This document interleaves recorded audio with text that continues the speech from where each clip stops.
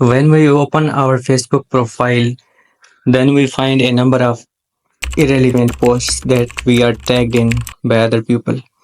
So, how to get rid of these posts? Today, I will teach you. So, let's start. First, click on these three lines. Then, click on this setting icon. Then, scroll down.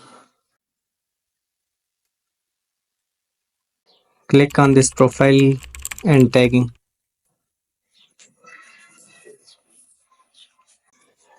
So, here on the top, I'm saying that who can post on my profile. So, it is by default friends. So, I simply click on it.